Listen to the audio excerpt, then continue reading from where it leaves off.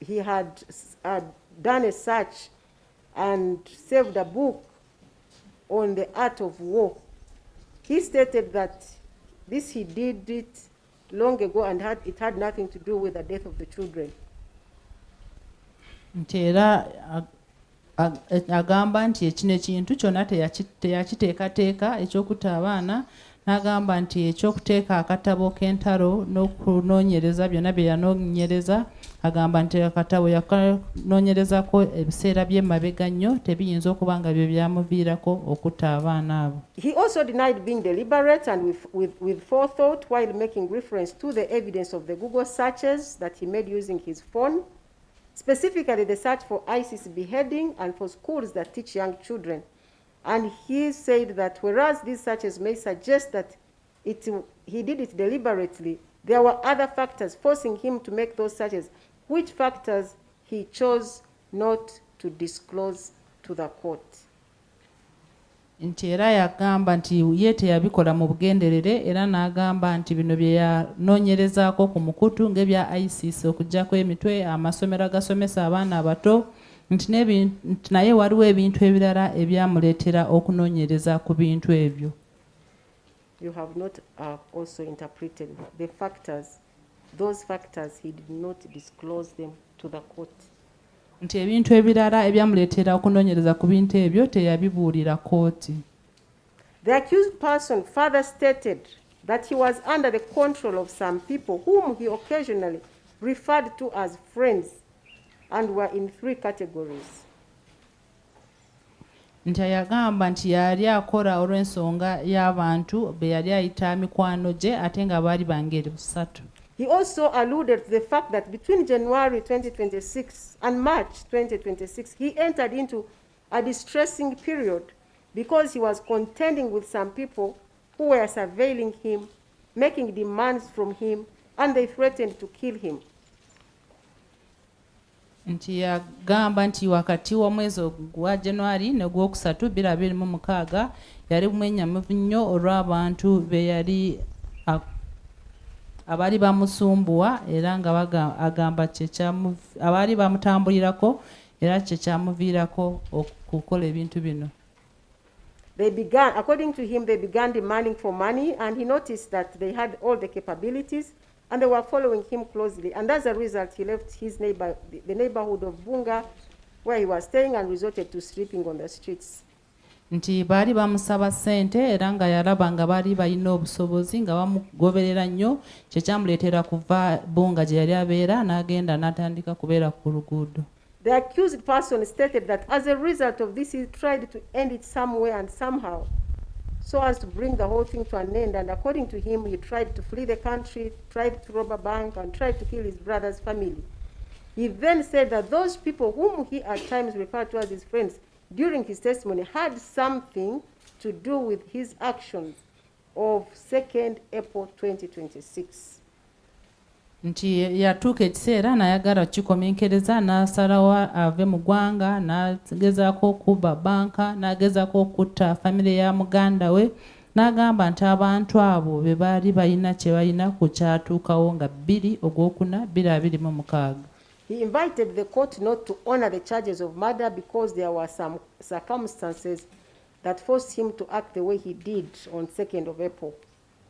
N'asaba kooti ereme okumusingisa omusango ogw'obutemu ng'agamba waliwo ensonga ezamuleetera okukola bye yakola nga 2 Ogwokuna 2026.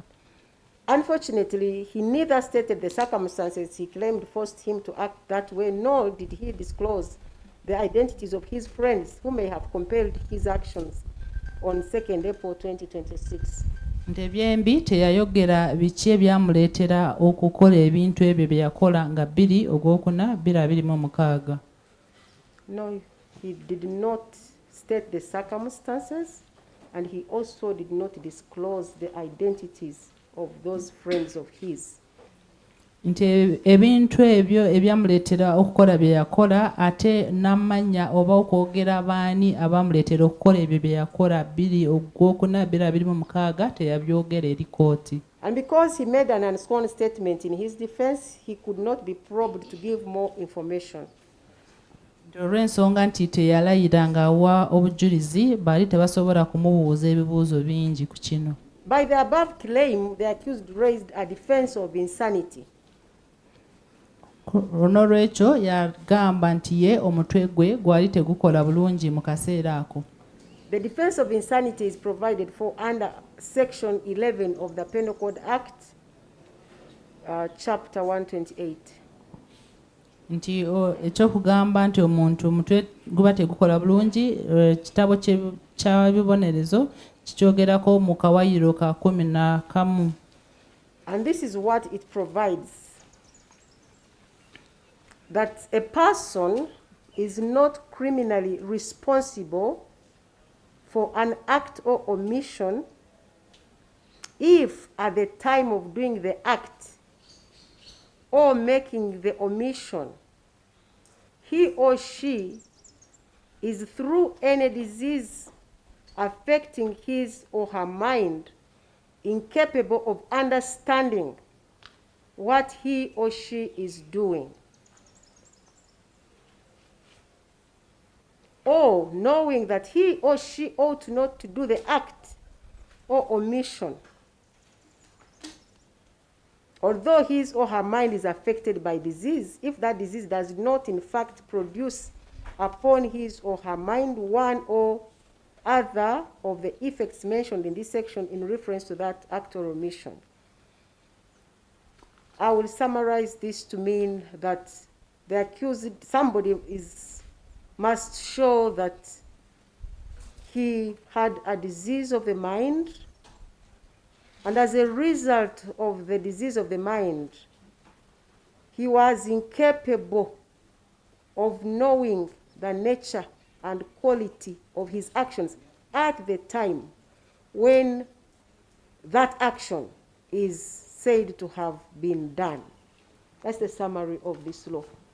Nti etteeka lino mu bufunze ligamba nti omuntu alina okukakasa nti yali alina obulwadde bw'obwongo, nti ate okubeera n'obulwadde obwo nti yali tasobola kumanya ebikolwa bye yali akola kye bitegeeza oba ekiyinza okumuviirira mu bikolwa by'akoze.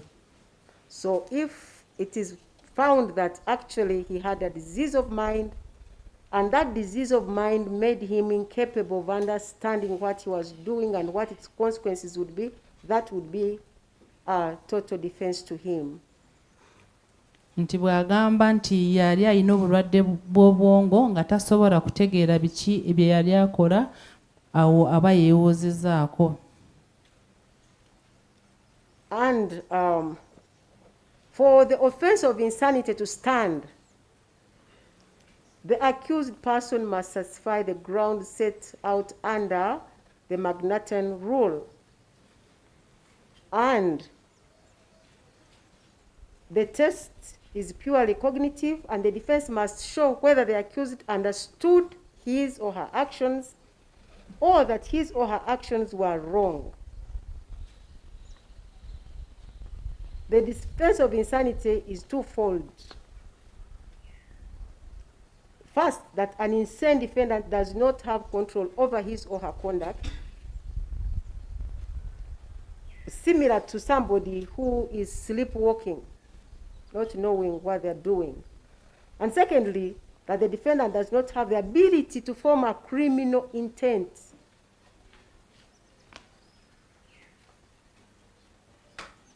Without the ability to control conduct or the understanding that conduct is evil or wrong by society standards, an insane person or defendant presumably will commit crimes again and again. This person must not be in control of anything to do with himself. He cannot control his actions because of the disease of the mind.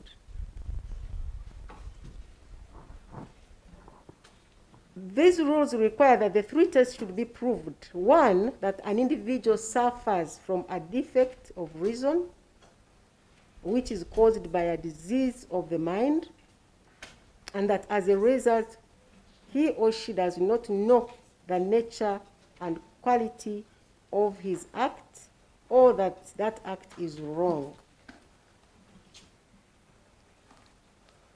And when somebody raises a defense of insanity, when he says I was not normal, like the accused person said that he was not mentally okay, then it becomes his responsibility to prove to the court that actually that was the condition that he was in at the time the offense was committed.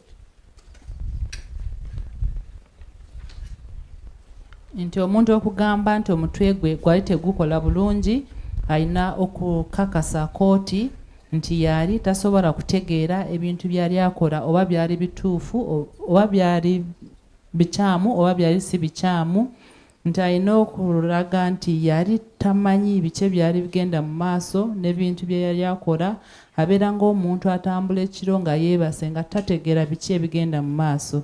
N'agamba nti omuntu bw'atyo aba tasobola kubeera mu mutwe nga ateekateeka ekintu okukolera ekintu ekikyamu kubanga aba tasobola kumanya ekikyamu oba ekituufu. N'agamba nti aba tasobola kwesalirawo biki byakola olw'ensonga nti alina obulwadde bw'obwongo.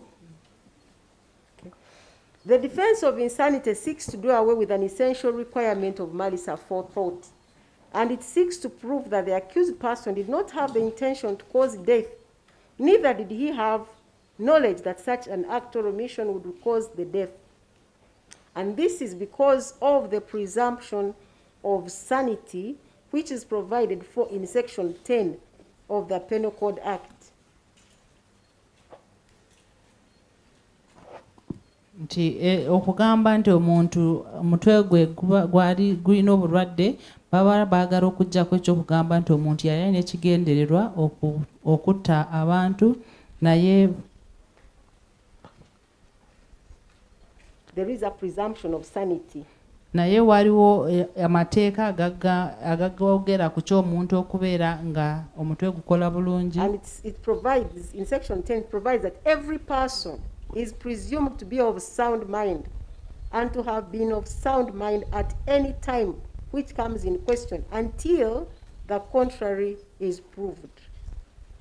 Era etteeka kawayiro ka 10 kagamba nti buli muntu yenna bamutwala nti omutwe gwe gukola bulungi oba talina bulwadde bw'obwongo okutuusa nga baleese obujulizi okulaga nti mu butuufu omuntu oyo akaseera ako omutwe gwe gwali tegukola bulungi.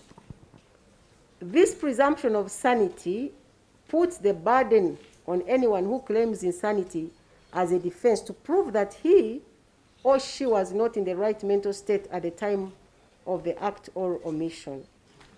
Nti kino kiraga nti omuntu agamba nti omutwe gwe gwali mulwadde oba nga alina obulwadde bw'obwongo alina okuleeta obujulizi okukakasa nti akaseera ako omutwe gwe gwali tegukola bulungi oba yali alina obulwadde bw'obwongo.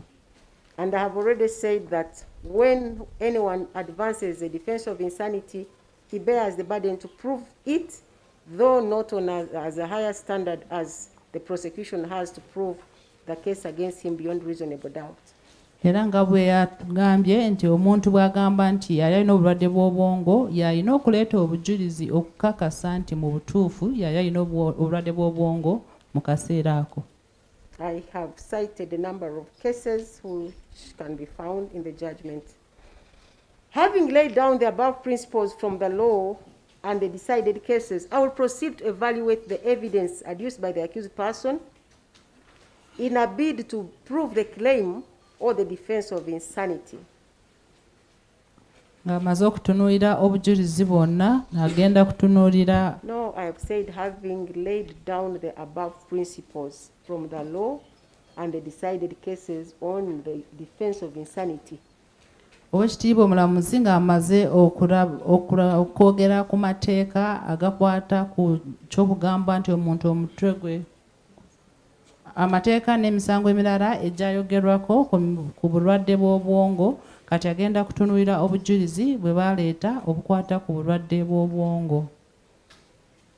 I will need to establish whether the accused person was suffering from the disease of the mind at the time the offense was committed, whether that disease of the mind rendered him incapable of knowing the nature and quality of his actions, and whether he knew or did not know that what he was doing was wrong by reason of that disease of mind. Kooti erina okutunuulira oba omuntu omuwawaabirwa yali alina obulwadde bw'obwongo akaseera ako, ate alina okukakasa nti akaseera ako omuwawaabirwa yali tasobola kumanya nti bye yali akola byali bikyamu oba bituufu, ate alina okulaba oba yali amanyi nti byonna bye yali akola byali bikyamu oba bituufu. As a result of the disease of the mind. Olw'ensonga y'obulwadde bw'obwongo.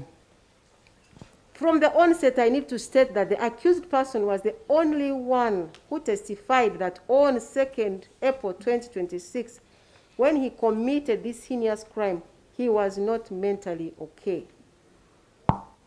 Nti okuva omuwawaabirwa ye yekka eyawadde obujulizi okugamba nti ku lunaku olwo nga 2 Ogwokuna 2026 nti omutwe gwe gwali si mulungi, tategeera bulungi. As already indicated, he did not state what he was suffering from, apart from the claim that he was under immense stress from the period between January to March 2026 as a result of the people whom he occasionally referred to as his friends.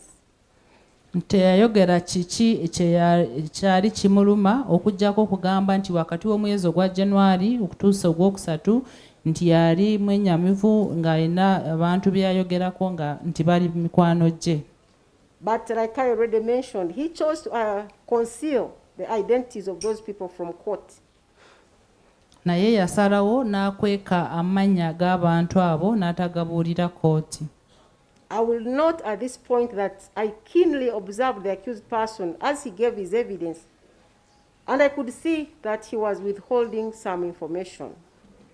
Nti era ng'awa obujulizi nga yeewozaako kooti yamutunuulira n'eraba nti waliwo ebintu byali akweka kooti. Especially when it came to disclosing the names of those people. Naddala okwogera ku mannya g'abantu abo be yayogerako. Apart from this claim, there is no other evidence that was adduced by the accused person in a bid to prove the existence of the disease of the mind to avail him the defense of insanity. Nti okuggyako ekyo tewali bujulizi bulala obwaleeterwa okulaga nti omuwawaabirwa yali alina obulwadde bw'obwongo. Counsel for the accused person vehemently argued that the prosecution failed to prove that on 2nd April 2026, when the offense was committed, the accused was not under the influence of mental illness. Nti era ne bagamba nti oludda olwabi lwademererwa okuleeta obujulizi obulaga nti nga 2 Ogwokuna 2026 nti omuwawaabirwa yali ng'omutwe gwe gukola bulungi. With all due respect, this argument was not legally backed and was misguided because when the accused person chose to raise insanity as his defense, the burden to prove that insanity shifted to him in light of the presumption of sanity under Section 10 of the Penal Code Act, Cap 128. Nti olwoya wa muwawaabirwa yalimbamu kubanga omuntu bw'agamba nti omutwe gwe tegukola bulungi yalina okuleeta obujulizi okulaga nti otuufu omutwe gwe tegukola bulungi. Counsel for the accused person further insisted that there was evidence on record from the prosecution provided by Dr. Nwamanya Emmanuel, who testified as witness number 11. He's a police surgeon and he's also a psychiatrist who examined the accused person on the 7th of April 2026,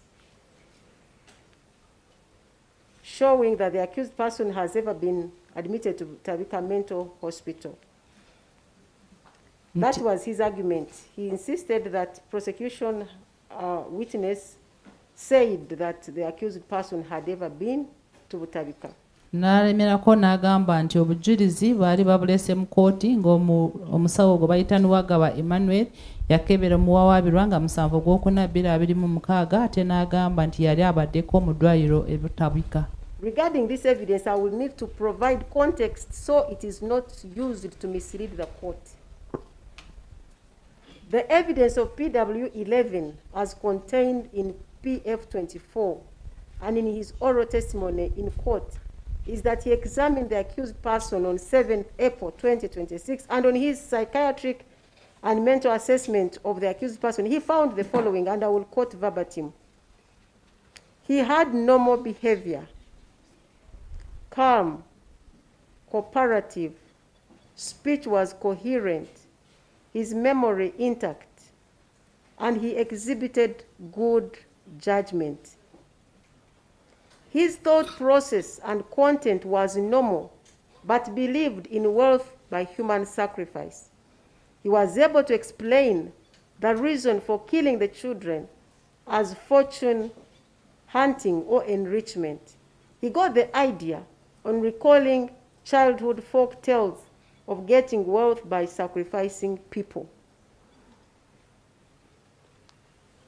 Nti omujulizi ow'okumi n'omu yawandiika alipoota mu kizibiti kye baleeta mu kooti n'obujulizi bwe n'agamba nti omuwawaabirwa yamukebera nga 7/4/2026 era bwe yali amwekebejja obwongo yagamba nga bwe yawandiika nti yali yeeyisa bulungi nga mukkakamu ng'akwatagana naye bulungi ng'ayogera bulungi ng'ajjukira bulungi byonna bye yali ayogera n'agamba nti ate yali asobola na kusalawo bulungi n'agamba nti naye yali akkiririza nnyo mu by'okusaddaaka n'agamba nti ensonga lwaki yatta abaana abo yali anoonya bya bugagga n'agamba nti ekyo yakijja mu ngero ze bamugambanga ng'akyali muto. In that report, Dr. Nwamanya made the following note as information from the accused during the assessment. And I'm also quoting it verbatim. He had a history of past mental illness, treated between 2016 to 2025 for schizophrenia associated with both auditory and visual hallucinations. He killed his 2 to 3-year-old brother in 2016 or 2017, reportedly to save him from the troubles of this world. He also attempted suicide in 2023, and he was also a sickle cell patient on treatment. The findings above are suggestive of a mental condition with psychotic episodes. Further mental assessment is necessary since no medical documents were availed and he was the only source of information. Era n'agamba nti omuwawaabirwa yamugamba nti eddako yali mulwadde w'omutwe era ne bamujjanjaba nga wakati wa 2016 kutuuka 2025 yali alina obulwadde bw'obwongo nga ye asobola kulaba n'okuwulira ebintu abalala bye batalaba. N'agamba nti yatta muganda we nga 2017 ng'ayagala kwewonya ebizibu by'ensi.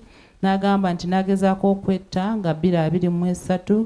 N'agamba nti yali mulwadde wa nalubiri oba sickle cell.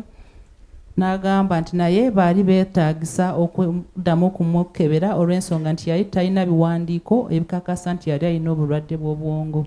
From the above, the word Butabika is not mentioned anywhere. Besides the accused person, as he gave his evidence, never at all mentioned having ever been admitted in Butabika Mental Hospital. Nti mu byonna omusawo bye yawandiika teyawandiika mu kigambo obutabika ate nno muwawaabirwa nga yeewozaako teyayogerako nti bali bamutaddeko mu ddwaliro ebutabika.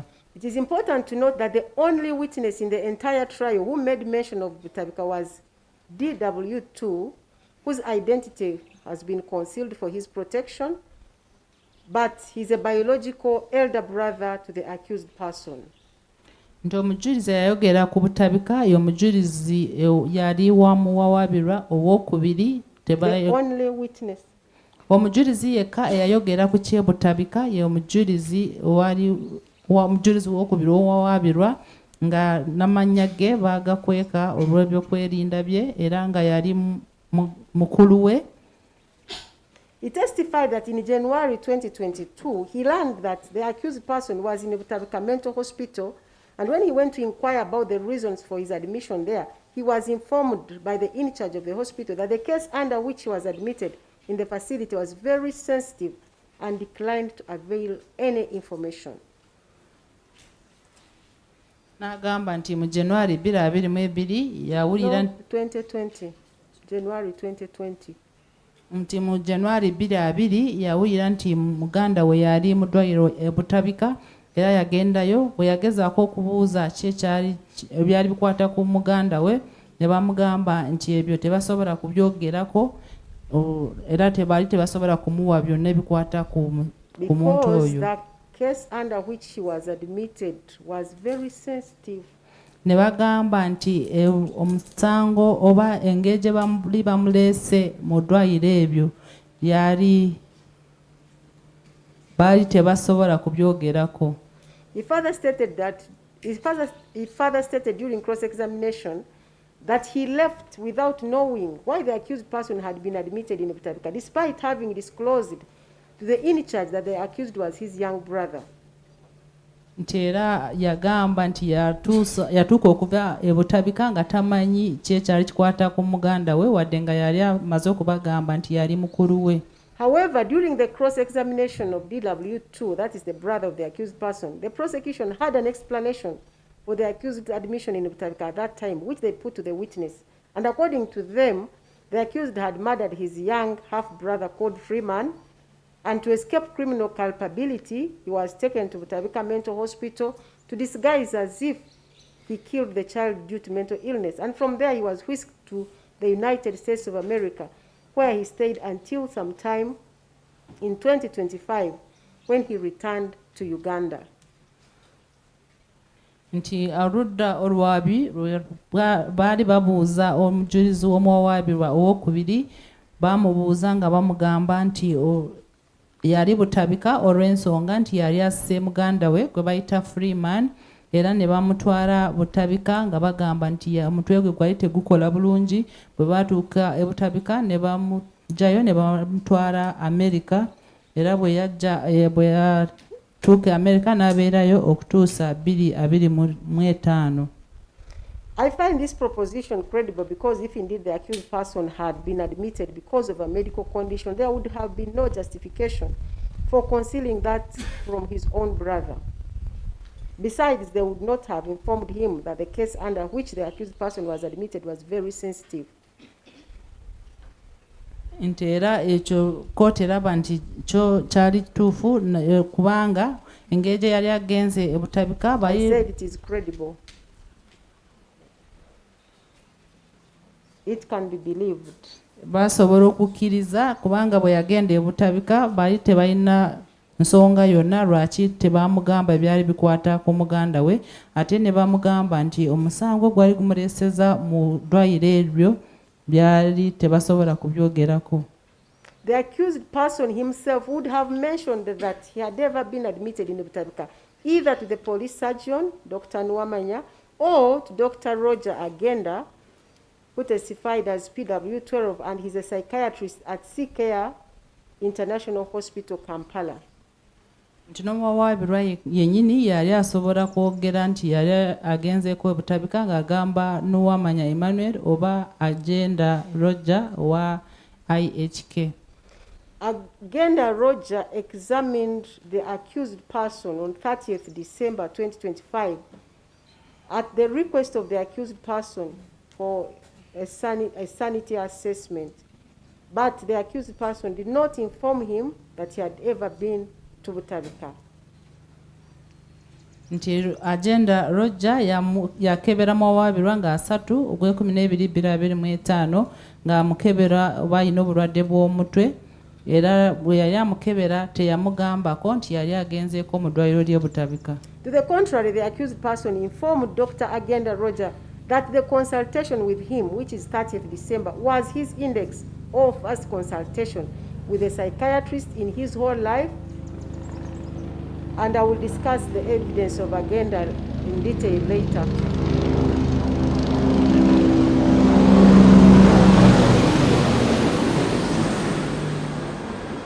Nti omuwawaabirwa yagamba nti bwe yagenda ewa Agenda nga 3/12/2025 yamugamba nti gwali mulundu gwali gusookera ddala okubeera ng'ayogera n'omusawo ajanjaba obwongo.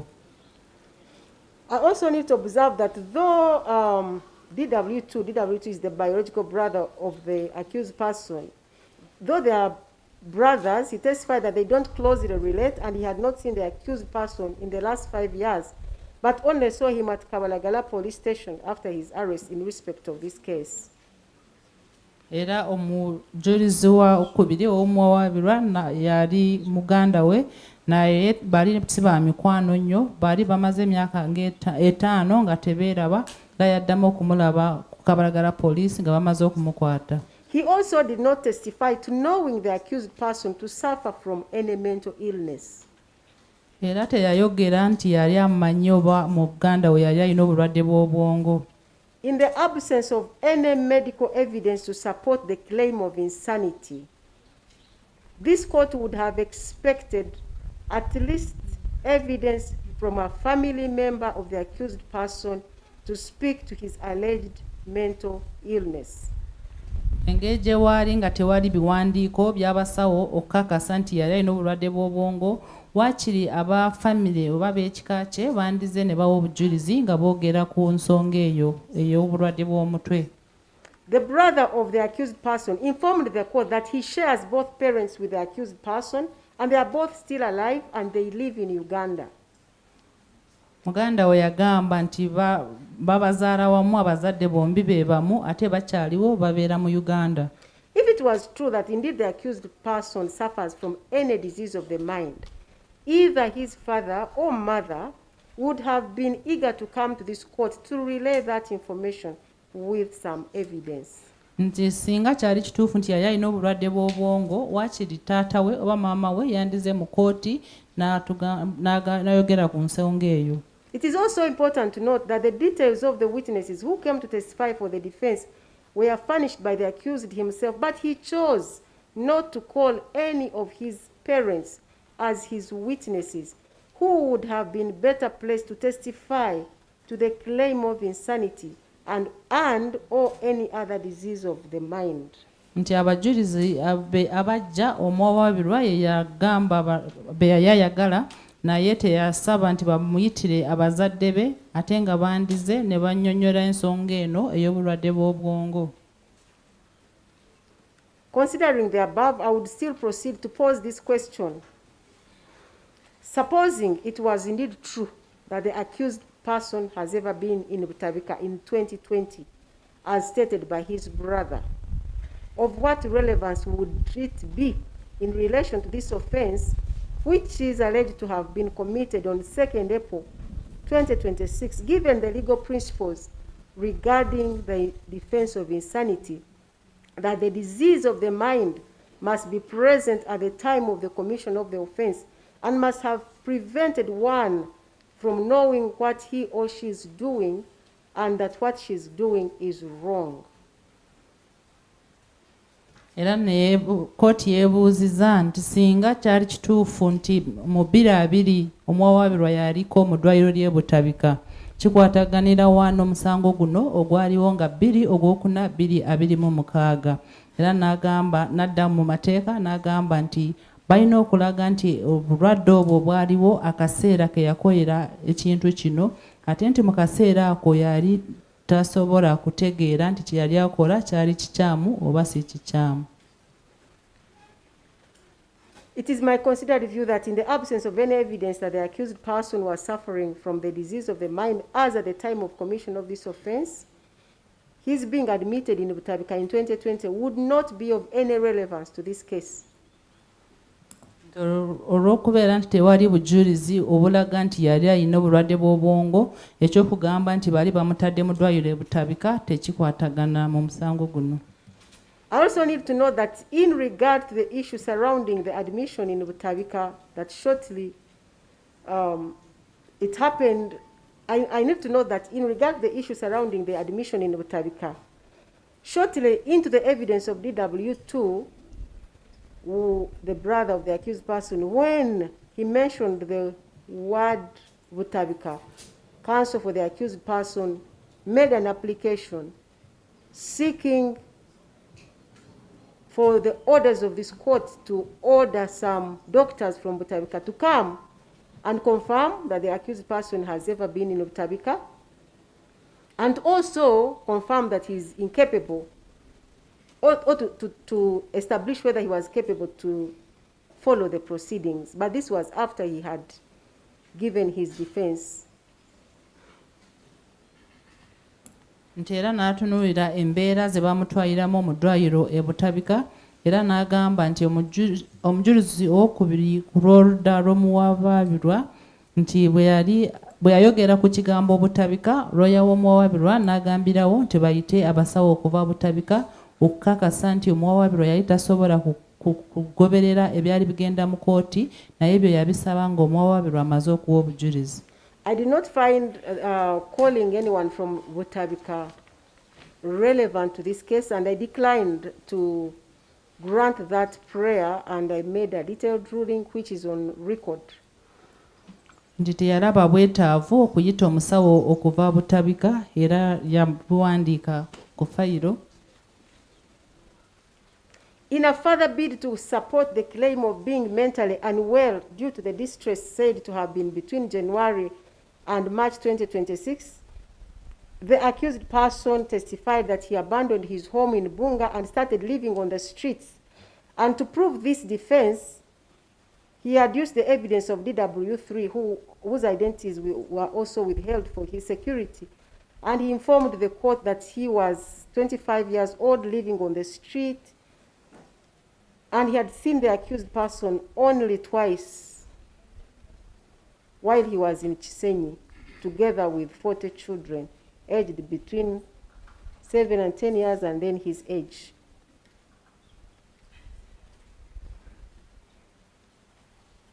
Nti omuwawaabirwa yagamba nti yali mu kiseera eky'okwenyamira wakati wa January n'ogwokusatu 2026 nti kyamuleetera okuva gye yali abeera e Bunga n'atandika okubeera ku kkubo n'amala n'aleeta omujulizi owokusatu era amannya ge tetujja gwogera olw'ebyokwerinda bye naye yagamba nti yali wa myaka 25 egy'obukulu nga yali abeera ku luguudo n'agamba nti yali alabyeko omuwawaabirwa emirundi 2 gyokka nga bali Kisenyi era nga yali alina abaana abalala 4 nga baali ba myaka wakati wa 7 ne 10 abamu nga bali mu myaka gye.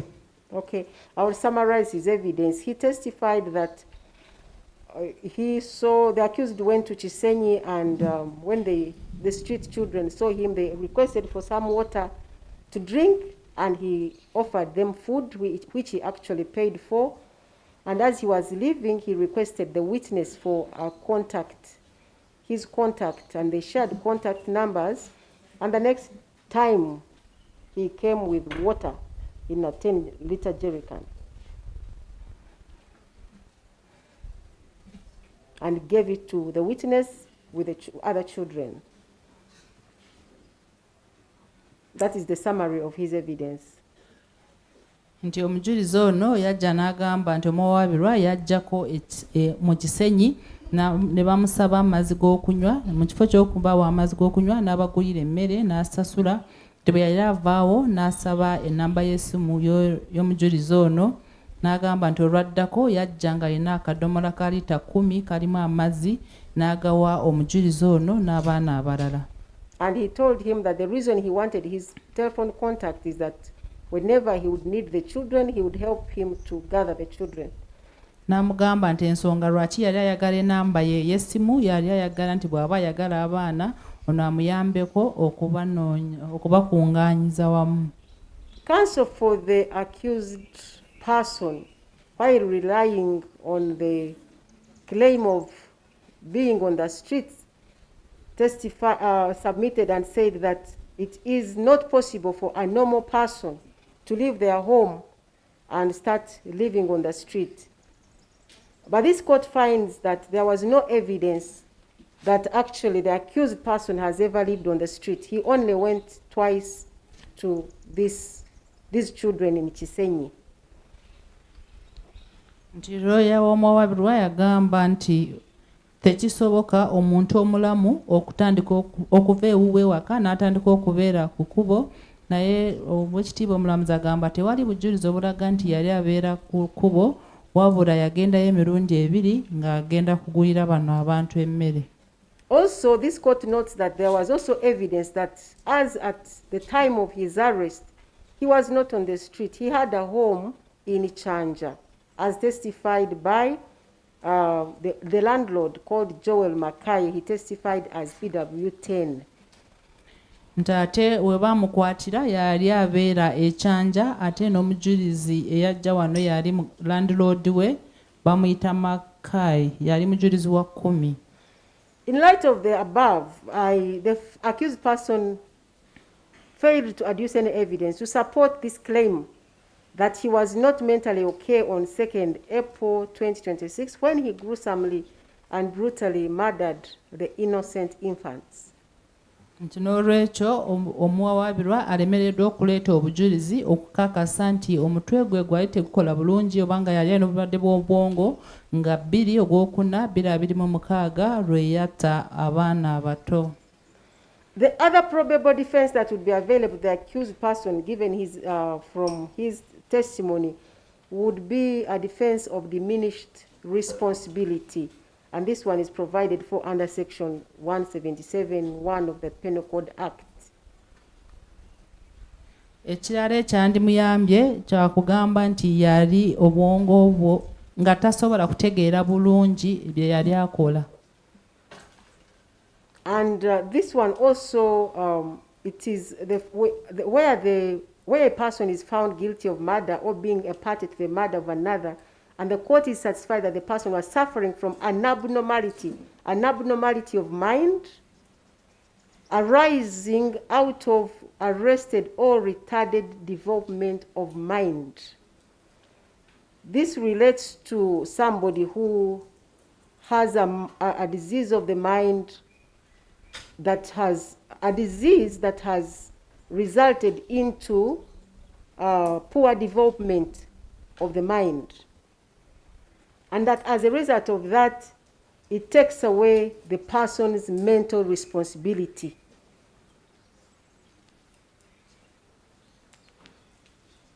Nti omuntu bw'aba nga omusango ogw'obutemu gumusinga naye ne basanga nga omutwe yali alina obulwadde bw'obwongo ate ng'obulwadde bw'obwongo bwali tebusobola kumukkiriza kubeera ng'ategeera ebyali bigenda mu maaso.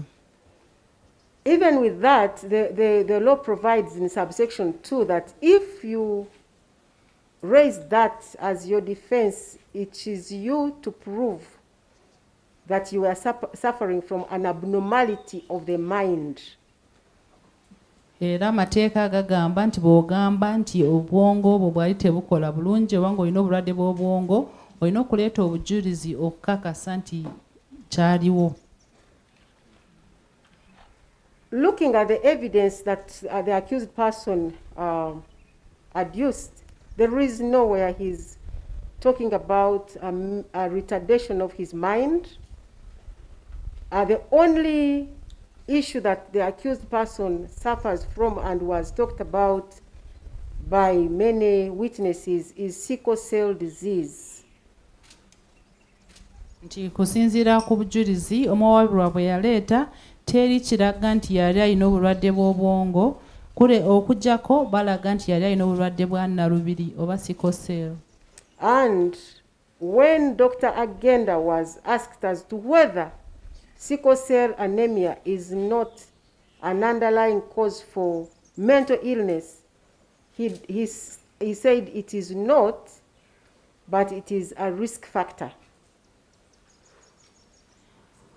Omusawo gwe bayita Agenda bwe yajja ne bamubuuza oba sickle cell eviiramu omuntu okufuna obulwadde bw'obwongo n'agamba nedda, naye muntu bw'aba alina sickle cell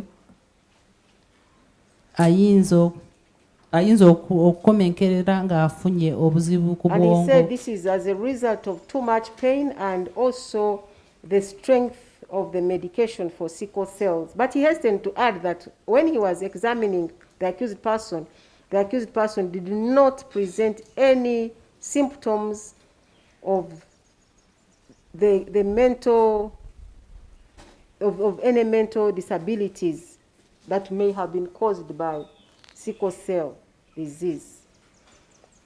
N'agamba nti ekyo kiyinza okuviira ku bulumi oba eddagala lya nnalubiri, naye n'agamba nti we yayogerera naye yali talina kiraga nti yali alina obulwadde bw'obwongo nga kiva ku bulwadde bwa nnalubiri. Counsel for the accused vehemently argued that upon his arrest, the accused person was found with painkillers, which included diclofenac, And this court should find that this medicine was treatment for mental illness. But with all due respect, this argument is not supported by any evidence. Nti pulida yalemerako n'agamba nti bwe baakwata omuwawaabirwa yali alina eddagala oba makerenda ga painkiller nga diclofenac naye tewaliwo obujulizi obukakasa ekyo. No, he said that when he was arrested, he was found with painkillers. And the painkillers included diclofenac. This court should find that this medicine, the diclofenac, was used to treat a mental illness, was being used to treat a mental illness. Nti bwe bamukwata yali alina painkiller nga diclofenac, kooti erina okulaba nti gano amakerenda oba yali agakozesa okujjanjaba obulwadde bw'obwongo. And I said that with all the respect to counsel, this argument was not supported by any evidence, because even when he was asked what kind of mental illness the accused was treating, he had no answer to that. Nti naye wali tewali bujulizi bwonna obukakasa nti yali alina obulwadde bw'obwongo, ne lwe baamubuuza He said he did not know the n'agamba nti yali tamanyi bulwadde ki bwennyini bwe yali alwadde that he was treating. bwe bali bajjanjaba. In light of the above, I also find that the defense of diminished responsibility is not available to the accused person. Okusinziira ku ebyo, Oweekitiibwa Omulamuzi alaba nti okugamba nti obwongo obwo bwali tebuteredde nakyo tekisobola kumuyamba. On the contrary, the prosecution adduced evidence to show that at all material times, the accused was of a normal mental status and in control of his actions, as will be discussed and analyzed below. Oludda olwabi lwaleeta obujulizi obulaga nti buli kaseera omuwawaabirwa yali ali bulungi nga ategeera biki bye yali akola. Prosecution adduced evidence of a sanity medical report which had been authored by Dr. Rogers Uganda. He's a psychiatrist at C-Care IHK. Nti oludda olwabi lwaleeta alipoota y'obulwadde bw'obwongo nga omusawo gwe bayita Agenda Roger akolera ku ddwaliro lya IHK yagiwandiika. This sanity medical report was found in the house of the accused person during the search that was conducted on 3rd April 2026, and it was admitted as an exhibit. Ntate alipoota eyo bali bagisanga mu nyumba y'omuwaabirwa bwe bagenda kwaza nyumba ye nga 3 Ogwokuna 2026 era ne bagireeta mu kooti ng'ekizibiti. And C-Care IHK verified it and confirmed it to be authentic, and Dr. Rogers Agenda testified to it. Nti era ab'eddwaliro erya C-Care IHK lyakakasa nti alipoota eyo yali ntuufu era ne basindika omusawo Agenda n'ajja n'agyogerera. He testified that on 30th December 2025, he received the accused person as his client with a request to conduct a sanity examination and furnish him with a sanity report to be submitted to the Ministry of Internal Affairs, the Immigration Department. Omujulizi oyo omusawo Agenda yagamba nti ng'ennaku z'omwezi 3 Ogw'Ekumi 2025 yafuna omuwawaabirwa ng'azze gy'ali n'amusaba nti amukebere obwongo oluvannyuma amuwandiikire alipoota nga yali agitwala mu Ministry of Internal Affairs ne Immigrations. He went ahead and did a psychiatric and mental examination on the accused person, and that report, the certified copy from C-Care IHK, was also admitted as an exhibit.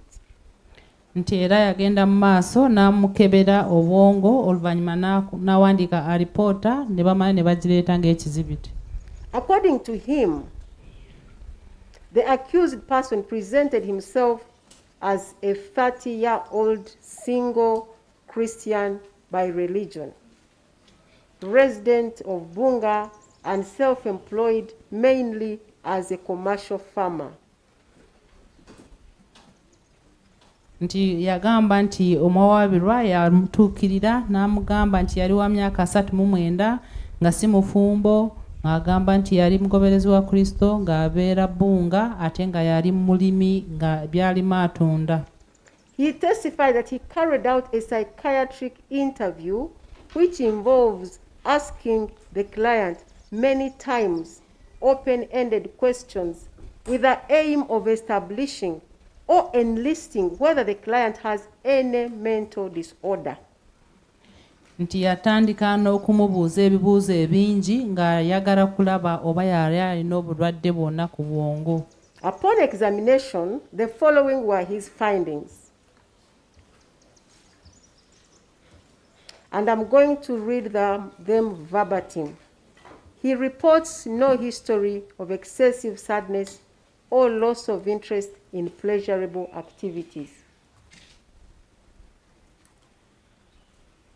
Bwe yamala okumukebera n'agamba nti yali talina kiraga nti yali anyiizeeko nnyo oba n'okubeeraawo nga tayagala kwenyigira mu bintu eby'essanyu. He has no history of excessive happiness or increased goal-directed activity. Nti ate yali talina kiraga nti yali asanyuseeko ekisukkiridde oba okwagala kukola ebintu ebisukkiridde. He has no history of alcohol or substance use, although he occasionally took alcohol. N'agamba nti yali talina kiraga nti yali anywa nnyo omwenge oba kulya ebidagala. He denies any history of hearing voices or seeing things others could not see. N'ayegaana nti yali tawulira oba kulaba ebintu abantu abalala bye baali tebalaba oba okuwulira. He has no history of excessive fears or worries and has never had a seizure. N'agamba nti yali talabeeranga kwawo n'atya ennyo oba nayeraliikirira nnyo. He denies any traumatic experiences and sleeps well. Era yeegaana okubeera nga waliwo ebimutabula nnyo mu bwongo n'agamba nti yali yeebaka bulungi. This is his index visit to a mental health personnel and has never been on any psychiatric medication. Era n'amugamba nti gwali mulundi gwe gwali gusookera ddala okulaba omusawo w'obwongo era yali tamirangako amakerenda g'okujanjaba obwongo. He is a known patient of sickle cell disease and regularly takes his medications. Era bamumanyi nti alina obulwadde bwa nnalubiri era abadde ng'amira makerenda. He has no other chronic medical conditions. Talina bulwadde bulala. He is the third born of 4 children. Ye mwana w'okusatu mu maka g'abaana abana. Both their parents are alive and well. Abazadde baabwe bombi bwe bali ate bali bulungi. There is no known mental history in the family. Era tebamanyiiko muntu yenna alina obulwadde bw'obwongo mu kika ekyo. That was a psychiatric assessment. The mental status examination revealed the following, still by the same doctor. He is a middle-aged man who appears his age. Era bwe yayongera okumwekebejja n'agamba yali omusajja eyali akuzeemu ate nga yali alabika emyaka gye. He is well nourished and kempt. Era yali alabika bulungi. He is generally calm and keeps eye contact. Nti yali mukkakkamu ate ng'asobola kusigala ng'atunula bulungi ng'alaba abantu wamu. No odd behavior was noted throughout the interview. Nti ate we yamwekebejjeza yali nga yeeyisa bulungi nga tewali we yali we yeeyisa bubi. His speech is of normal rate, tone and volume, and is generally coherent and fluent. Nti ate bye yayogera byali bikwatagana bulungi.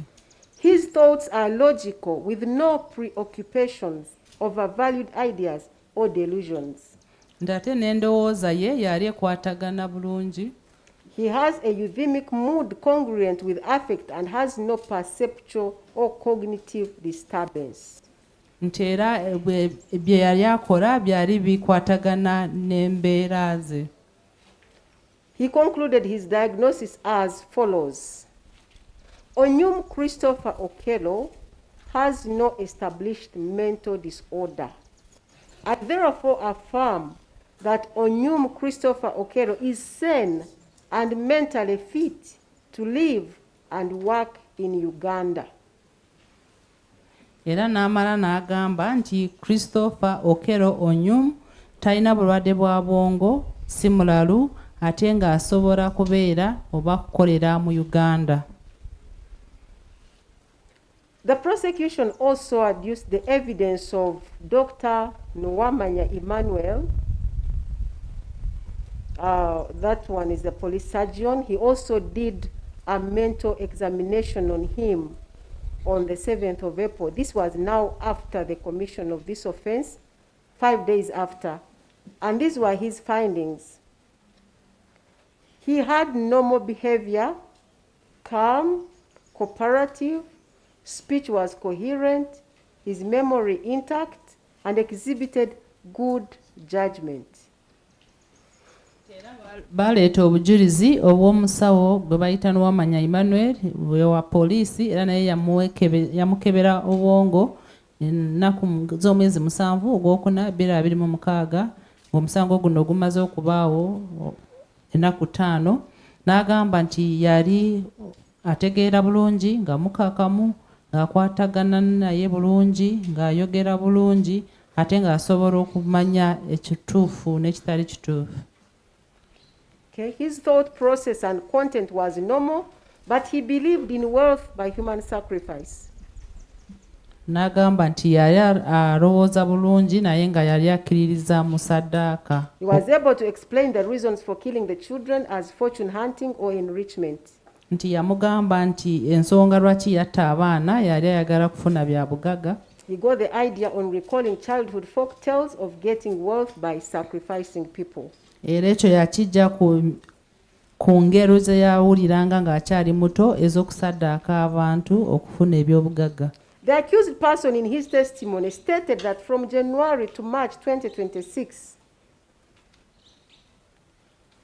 he underwent distress and encountered people who influenced his actions of 2nd April 2026. Omuwawabirwa yagamba nti wakati wa January n'ogwokusatu 2026 yali mwenyamuvu olw'ensonga y'abantu be yasinkananga, ate ng'agamba be bavunaanyizibwako bye yakola nga 2 ogwokuna 2026. I find this move by the accused person very calculated because he smartly targets a period immediately after his sanity and mental examination done on 30th December at IHK at his own request and instance. N'agamba nti kirabika bino omuwawabirwa yabibala kubanga yalaba ekiseera ng'amaze okugenda okumukebera obwongo mu mwezi gwa December 2025. Now I'm saying that the accused person is smart. He brings the period after the examination so that we don't know what happened after the 30th of December. Yali mugezi nnyo era n'akibala n'agenda n'akola bino nga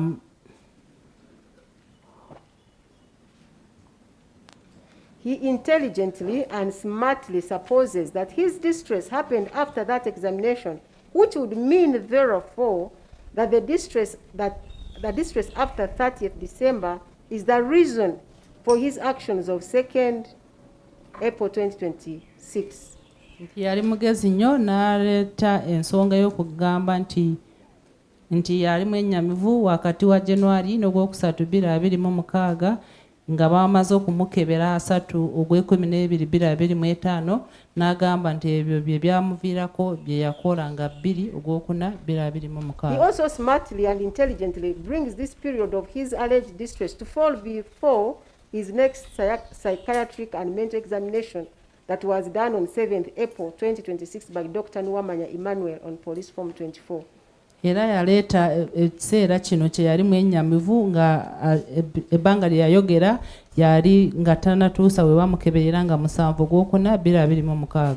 In light of the above smart move by the accused person, this court will proceed to examine and assess his conduct and lifestyle between January and 2nd April 2026 when he committed the offense to determine whether or not he was mentally functional. Olw'ensonga nti yakola ebintu bino mu ngeri y'amagezi, kkooti egenda kutunuulira engeri gye yeeyisaamu wakati wa January ne 2 Ogwokuna 2026 okulaba oba omutwe gwe gwali kukola bulungi. Prosecution adduced the evidence of Mr. Paul Mukasa Paul. He was PW9 and he was the landlord of the accused person in Bunga for a period between November 2025 and March 2026. And he testified that while he was renting his house, the accused person was a very good person, relating well with others, and that he did not notice anything odd or irregular with his conduct. Oludda oluwaabirwa aleeta omujulizi gwe bayita Mukasa Paul eyali landlord w'omuwawaabirwa e Bunga, n'agamba nti yali landlord we kuva nga Ogw'okuminnagumu 2025 okutuusa nga Ogwokusatu 2026. Era n'agamba nti bwe yabeera ku nnyumba ye yali muntu mulungi nga yeeyisa bulungi ate ng'akwatagana bulungi ne bamuliraanwa. According to the evidence of Makai Joel, now that's the landlord of Chanja, where the accused person was staying at the time of this offense, the person approached him for a house to rent. The accused person approached him for a house to rent on 16th March 2026, and he came with a broker. Era waliwo omujulizi Makai Joel, ono yali landlord we Chanja, era nga yagendayo ne broker we ng'anoonya ennyumba nga 16 Ogwokusatu 2026. The accused entered into a transaction with him to rent a house for 4 months. He was informed that the monthly house rent was 400,000, and he was supposed to pay 4 months up front. And the accused was further informed that payments were supposed to be made in the bank. The accused then requested for the bank account details, after which he went and paid in the bank and returned a bank slip to the witness. Nti era bwe yatuukayo ng'anoonya ennyumba n'akkiriza n'awandiika endagaano ng'agamba nti apangisiza emyezi 4, ne bamugamba nti buli mwezi ajja kusasula $40,000, ne bamugamba nti ezo ssente alina ozisasula mu banka, era n'abasaba bank account ebikwata ku banka ne bazimuwa, n'agenda mu banka n'asasula ssente n'aleeta n'akapapula ke yasasuliddeko. From this evidence, this court finds that at this point the accused person was in very good health, mentally functional, and in control of his actions. Otherwise, how would he even know that he needed a broker to get a house, or how would he know how to make payments in the bank? Kkooti egamba nti akaseera ako yali bulungi nga n'omutwe gwe gutegeera bulungi, kubanga yategeera atya nti yali yeetaaga broker okufuna ennyumba, n'ategeera nti alina okugenda ne mu banka kusasula ssente. The prosecution also adduced the evidence of Hashim Juma, the director of Trip Car Rental Uganda for Self-Drive, who testified that the accused person first contacted his company via the business WhatsApp number on the 12th of March 2026, and he was inquiring about their car hire services. Era baleeta omujulizi gwe bayita Hashim Juma nga yali wa Trip Car Rental, nga ono yabatuukirira ku WhatsApp n'abasaba emmotoka ng'agenda kugyevugira, era yabatuukirira nga 12 Ogwokusatu 2026. The accused was using an American number, and he told the witness that he needed the car the next day. The next day, the accused called the witness and told him he was already at the meeting location, but because he had not confirmed, the witness, that is Juma, was not there. He had not reached, and when he reached, he found when the accused person had already left. This was at the Freedom City Mall. Nti yali akozesa enamba ya America, era n'amugamba nti yali yeetaaga emmotoka olunaku oluddako, era enkeera yatuukako nga Juma yali tannatuukawo, era omuwawaabirwa ye n'avaawo n'agenda ate awo waali ku Freedom City. Okay, then the accused contacted the witness again on 14th March and said that he had left because he was rushing somewhere and couldn't wait, but he would rent the car the following week. Era omuwawaabirwa yaddamu n'amugamba nga 14 ogwokusatu 2026 n'amugamba nti luli yali amuleseewo alina gye yali agenda n'amugamba nti ayagala emmotoka ayagala gikozesa wiiki eddako. I am giving all this detail because I'm trying to show the conduct or the actions of the accused person during the period he says he was in distress. Ali mu kusoma bino byonna musobole okutegeera nti bye yali akola mu kiseera kye yali agamba nti yali mwenyamivu. The accused person contacted the witness again on the 31st of March through a WhatsApp and told him that he needed to rent the car again for 2 days, that is 1st April and 2nd April 2026. Era nga 3/3/2026 yaddamu n'amusindikira WhatsApp n'amugamba nti yali ayagala kukozesa emmotoka kumala ennaku 2 nga 1 ne 2 ogwokuna 2026. The witness then offered to deliver him the car that evening of 31st March, which the accused was agreeable to. The witness then requested for directions to the location and he was informed that it was in Chanja. The witness further asked for a Google PIN, which the accused person provided, and following the Google PIN, the witness was led directly to the house where the accused was staying in Chanja. Era omujulizi yamugamba nti asobola kumutwalira motoka, omuwawabirwa n'akkiriza n'amugamba nti agimuleetera ekyanja, ono kwe kumusaba PIN oba ekimulaga gy'ali, era bwe yagimusindikira n'emutwala n'emutuusa ku nnyumba gye yali. The accused person received the vehicle and also gave the witness his American passport and American driving license for his identification. The witness took photographs of them and handed them back to the accused person. And the accused asked for the mode of payment. He was told that he could pay with mobile money, and he transferred 388,000 shillings for car hire for 2 days on self-drive. Nti era emmotoka yagifuna n'amuwa passport ne pamiti, omujulizi n'abikuba ebifaananyi n'abimuddiza era n'amubuuza oba asobola kusasuza mobile money, oli n'akkiriza n'amusindikira emitwalo 38,800. The witness further testified that during his interaction with the accused person, both online and physically, the accused did not present any abnormal behavior. According to him, a person of unsound mind would not have transacted with him the way he did. That the accused person, if he was of unsound mind, he would not have been able to transact online, use mobile money, would not have been given a driver's license, among others.